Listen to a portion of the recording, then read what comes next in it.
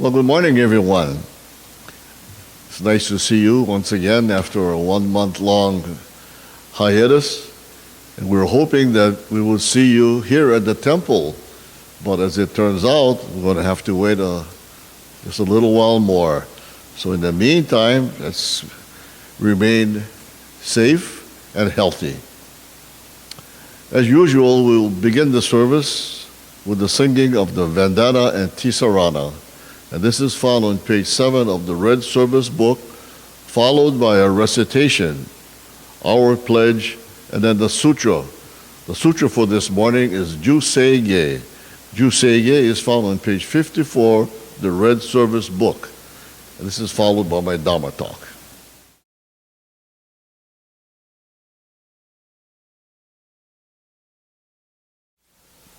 Namo tassa bhagavato arahato samma sambuddhassa. Homage to him, the exalted one, the enlightened one, the supremely awakened one. Buddham saranam gacchami, Dhammam saranam gacchami, Sangham saranam gacchami. I go to the Buddha for guidance. I go to the Dharma for guidance. I go to the Sangha for guidance. Namo Amida Butsu, Namanda, Namanda, Namanda.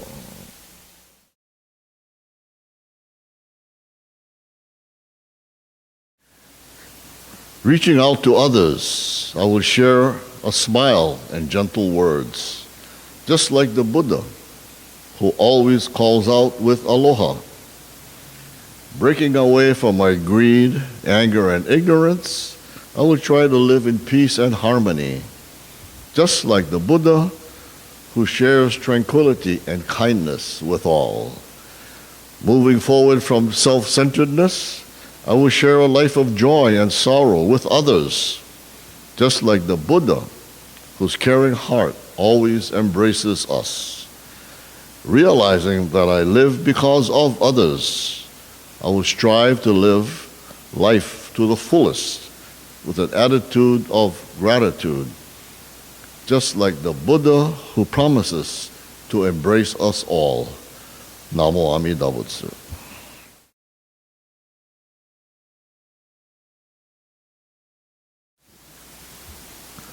Namanda, Namanda, Namanda, Namanda.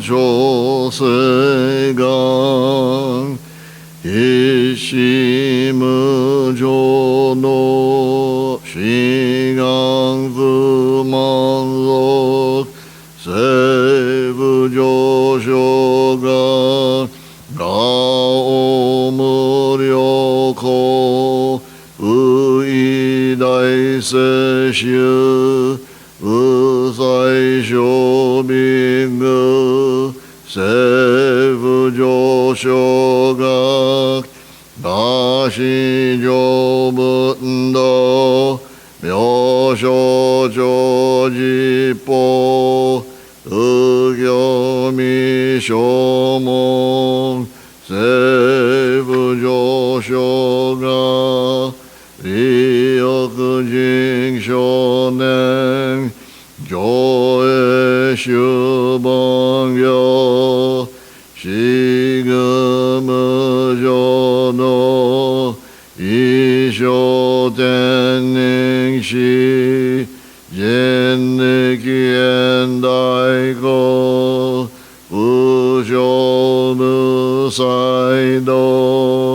조조상급여 고사이슈야근왕 가이히지에겐 메시공모왕 에이소크쇼아크도 스단산슈몽 고소조만속 이어로지뽀 니지강슈즈키 땡공프갱 이슈가이호소 고세그덕호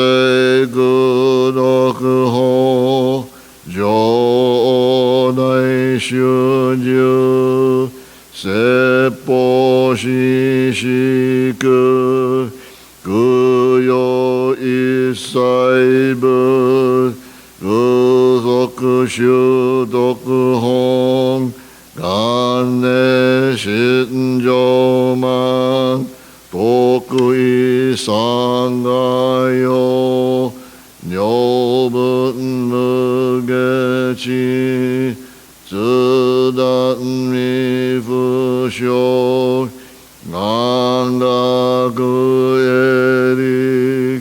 도시사이쇼송 시간약고카 다이생오칸도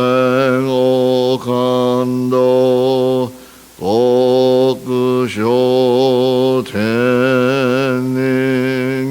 도징묘켄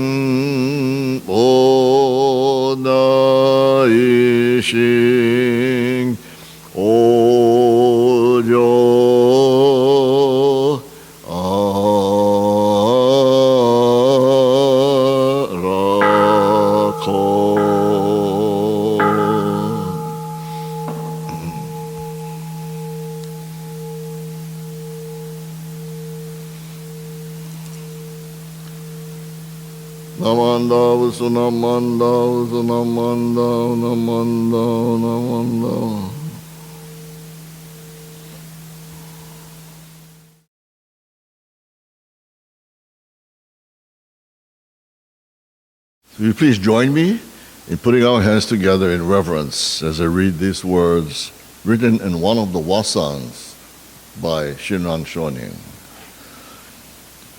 The cloud of light is unhindered like open sky. There is nothing that impedes it. Every being is nurtured by this light. So take refuge in Amida, the one beyond conception. Namo Amida Butsu. Namandavas. Namandavas. Well, we have all heard the story of the birth of Shakyamuni Buddha and the legend recalling that he took 7 steps in his declaration.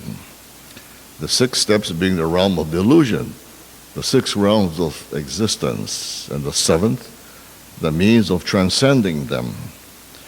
So the 6 steps then symbolizes our world of self-centeredness, and the recognition of this is to transcend this self-centeredness. So in that regard, let me relate this story to you. There was a young couple that moved into a new home, and soon began to argue about what color carpet to get. The wife wanted brown, but the husband preferred gray. And one accused the other of having bad taste, and vice versa. And this was followed by disagreement about the size of the table that they wanted to get for the dining room. They then argued about the color of the curtains. The more they argued, the more upset they became. And so they finally went to bed without ever resolving the issue. Well, the following morning, as the husband was due at the airport for a business trip, they decided to wait until he got back. So he rushed to the airport and got on the plane in time. The plane soon started to take off. As the plane climbed higher and higher, he peered out the window, or through the window, and he could see the city below. He could locate various landmarks in the city, and he could see his house, which by now looked like a small dot. He thought, wow, I can see my house down there. But then a strange feeling came over him. He remembered the arguments that he had with his wife the previous night. He thought to himself, what was I doing in that house last night? Yes, I was arguing with my wife. About what? Yes, I was arguing with her about the choice of colors for the carpet and for the draperies. And I was really, really upset. But now, looking down from the airplane, all those arguments seem so trivial. There were important issues, though, when he was in that house. But now they seem so small and insignificant. Now, when he saw his house from the sky, the house looked so small. Everything in the house seemed so small and unimportant. Now he realized how selfish he was in that tiny little house, and he felt sorry for what he said to his wife. He thought, doesn't matter whether the carpet was brown or gray, whether the table was large or small. When he was in his house, he was in the world of self-love and self-centeredness. However, he was not aware of it. But now, from a different perspective, from high above, he could see the pettiness of the world he was in, because now he was outside of it. When he was in it, he could not see it. But since he was now outside of it, it became very clear to him. So to learn Buddhism is to gain an outside perspective, the Buddhist perspective that allows us to see ourselves in all its pettiness. By outside perspective, I mean the teachings of the Buddha and our teachers. By deeply listening to the Buddha's teachings, we have a clear view of ourselves. Isn't this what Buddhism is all about, after all? The fact that we live in a world of self-love will never change as long as we are alive. There will never be a time when arguments with our spouses or fellow humans will cease because of our self-centered way of thinking. But because we have this outside perspective that allows us to see the pettiness of ourselves, it makes a tremendous difference. If we remain in the self or the world of self-love constantly, we will not be able to see things objectively. Within the self, everything looks so precious and important. But if we look at it from the Buddhist perspective and see the self from the outside, we are then able to see and realize the pettiness of our thoughts. And we can then laugh about it. Recognition of our pettiness, although not a good experience, can also be a delightful one as we realize the wonderful teachings of the Buddha. In this light, we also recognize and realize the teachings of the Buddha are actually all around us constantly. All we have to do is to allow ourselves to get out of the box, so to speak. We are able to feel and experience the Buddha's infinite love and compassion that is surrounding us at all times, everywhere, whenever, wherever we are, and in all situations. With the story that I just related to you, here is another one that I once heard by way of example that illustrates what I have been talking about.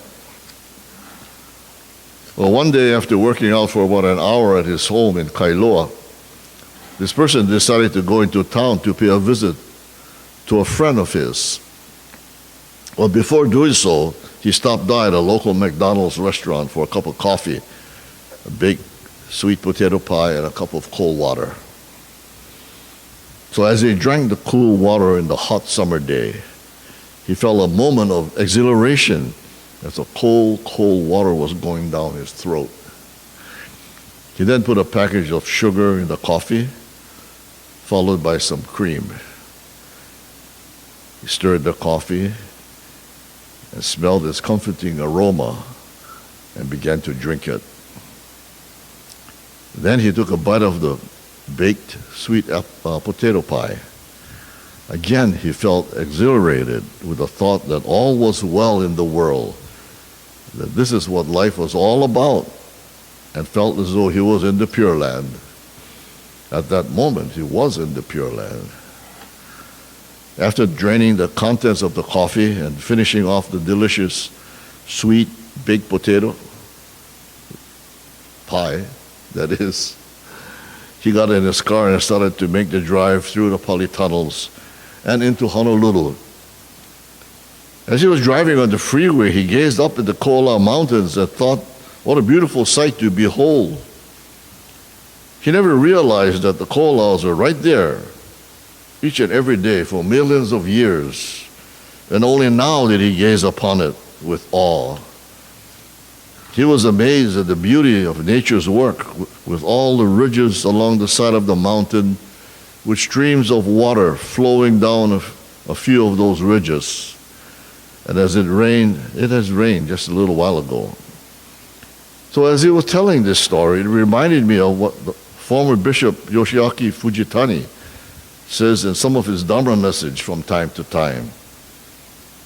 He said one day he had a guest minister staying over at his home in Manoa, I believe, and as he was in the living room, he gazed out at the Ko'ola mountain range and remarked that it's only when I have time that I look at the mountain, but the mountain is always looking at me. This is the human condition of how we lead our lives in times of stress and duress. When we are at our lowest is when we think about Amida Buddha and recite the Nembutsu, not realizing for a moment that we have always been within his infinite compassion and embrace, and that the Nembutsu should be and is an expression of our realization and gratitude for this compassionate love of the Buddha. Saichi, a well-known Myokonin, is in one of his utterances wrote in reference to reciting the Nembutsu that, "Oh Saichi, do you recite the Nembutsu only when you think of it? What do you do when you do not think of it?"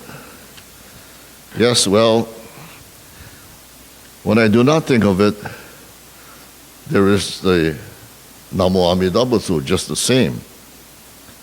The oneness of Ki and Ho. Even my thinking of the Nembutsu rises out of it. How thankful I am for the favor. Namo Amida Butsu. Namo Amida Butsu. To explain the terms of Ki and Ho, well, there are doctrinal terms referring to Kiho Itai, a term used in Jodo Shinshu Buddhism that signifies the oneness of the Buddha or the Dharma and all beings, or foolish beings. So let's get back to the story then. So then as he drove through the two polytunnels, he looked up the sky and he saw 3 layers of cloud covers. On the top level he saw dark, threatening rain. And the layer below it were white cumulus clouds. And then below that he saw a clear blue sky. In amazement, he thought that, wow, here we see all different types of cloud arrangements. On the one hand, we see threatening dark rain clouds. And on the other hand, we see white cumulus clouds promising a good day. And finally, clear blue skies below all of this with the promise and hope of emancipation, so to speak. With all these images on his mind, he came to the understanding and realization that this is what life is all about. Through turmoils and upheavals in our lives that we're all experiencing from time to time, well, this is only temporary, that all is impermanent. These are important words spoken by Shakyamuni Buddha centuries ago. In the Shoshinge, a song that you very well know, it reads that the light of compassion that grasps us illumines and protects us always. The darkness of our ignorance is already broken through. Still, the clouds and mists of greed and desire, anger and hatred, cover as always the sky of true and real Shinjing. But though the light of the sun is veiled by clouds and mists, there is brightness, not dark. When one realizes Shinjing, seeing and revering and attaining great joy, one immediately leaps crosswise, closing off the 5 evil courses. So this is in essence what this person's meditation, his deep realization into himself. We can all do this and not take things for granted. As we realize this in our daily lives, we are infused with an abiding sense of well-being, that we are truly embraced in Amida Buddha's inconceivable power of the primal vow. In the Mahayana tradition that we all belong to, we then have the spontaneous desire to assist others to reach spiritual happiness also. I will close this message with the secret to happiness. The blind 92-year-old man was nicely dressed. He had a fresh shave and his hair was neatly combed. His wife had passed away recently, and today he was moving to a nursing home. After many hours of waiting patiently in the lobby of the nursing home, he smiled sweetly when told his room was ready. As he maneuvered his walker to the elevator, I described the surroundings to him. The hallway on your right leads to the dining room. Here is the fish tank with the brightly colored fish swimming among the coral and water plants. We got up the second floor and I showed him the way to his tiny room. His roommate had the bed near the window and his was just inside the door. I love it, he stated with enthusiasm, that of a 7-year-old, having just presented with a new puppy. Mr. Jones, you haven't seen the room. Just wait. That doesn't have anything to do with it, he replied. Happiness is something you decide on ahead of time. Whether I like my room or not doesn't depend on how the furniture is arranged. It's how I arrange my mind. I already decided to love it. It's a decision I make every morning when I wake up. I have a choice. I can spend the day in bed, recounting the difficulty I have with parts of my body that no longer work.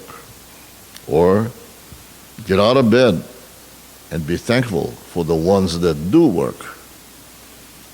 Each day is a gift, and as long as my eyes open, I'll focus on the new day and all the happy memories I've stored away just for this time in my life. Old age is like a bank account. You withdraw what you put in.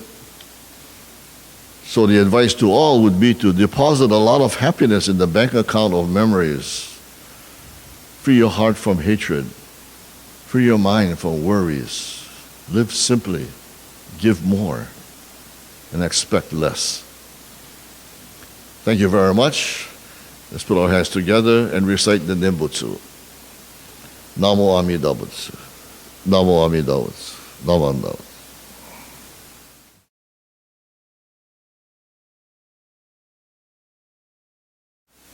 The Gatha for today is to live, followed by the Nembutsu.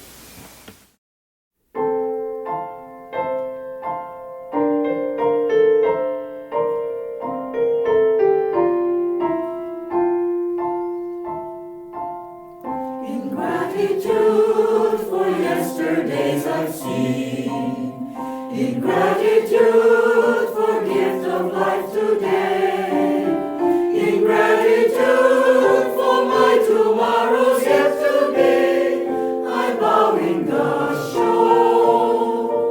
Namo Amida Butsu.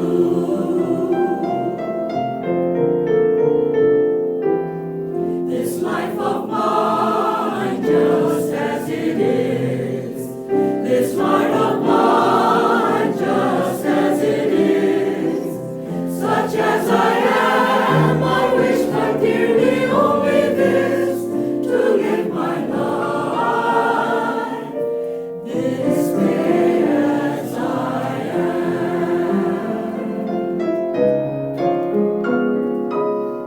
That Buddha universal light, and I myself, just as I am, are bound as one, is a simple preciousness that brings me tears. Oh, the wonder of this life.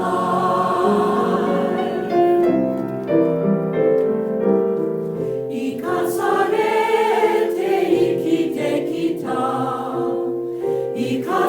ikasarete ikite iru, ikasarete ikite yukoto, te o awasu. Namo Amida Butsu.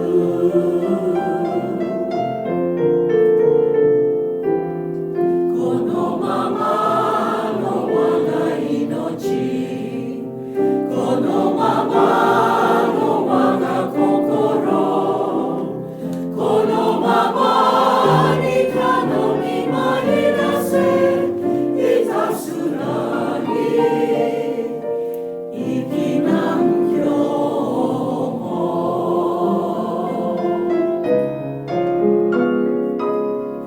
Anakashi komimotoketo, anakashi kokono wareto, usubaru kono totosani, nabigaru, inochi no fushi.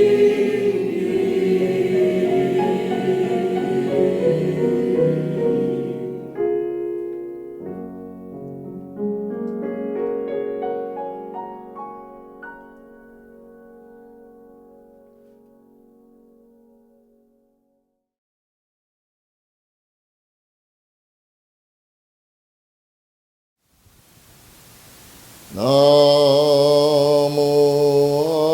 Amida, Namo Amida, Namo Amida Butsu, Namo Amida Butsu. Namo Amida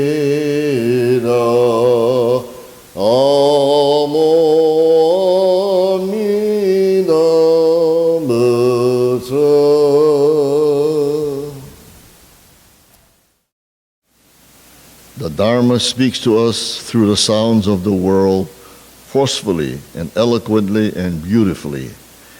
It speaks of the unending change around us, the immutable truth of interdependence, and the peace in nature. Namo Amida Butsu. Thank you very much for attending this virtual service, and hope to see you again next week. Next week we'll be having a special guest speaker, Ernie Morikubo. I believe some of you may know him. He is from Moilili Hongwanji, an accomplished guitarist, and also a member of a musical troupe as well. Please join us again next week. Thank you. Okay.